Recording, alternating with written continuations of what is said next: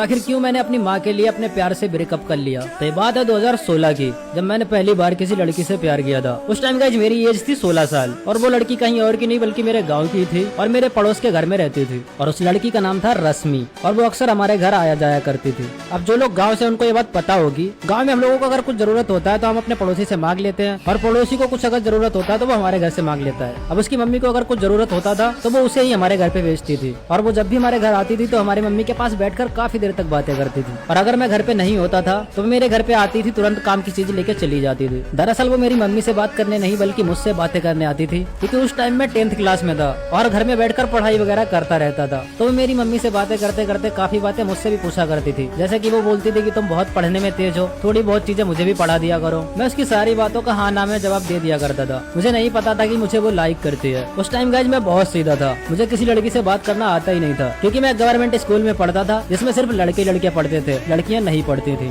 मैं बचपन से लड़कियों से बहुत दूर रहा हूँ, तो मुझे लड़कियों से बात करने में बहुत ज्यादा शर्म आती थी। फिर एक दिन वो मुझे अकेले गली में मिली तो उसने मुझसे बोला कि तुम मेरी सारी बातों को इग्नोर क्यों करते हो, मेरी बातों का अच्छे से जवाब क्यों नहीं देते हो, क्या तुम में ज्यादा एटीट्यूड है। तो मैंने उसे बोला, अरे नहीं सॉरी, मैं ना पढ़ाई में ज्यादा ध्यान रखता हूँ तो तुम्हारी बातों का अच्छे से रिप्लाई नहीं कर पाता। और फिर कुछ दिन बाद आता है 2016 का पहला दिन, यानी कि न्यू ईयर, और उस दिन वो मेरे साथ कुछ ऐसा करती है जो मैंने कभी भी नहीं सोचा था।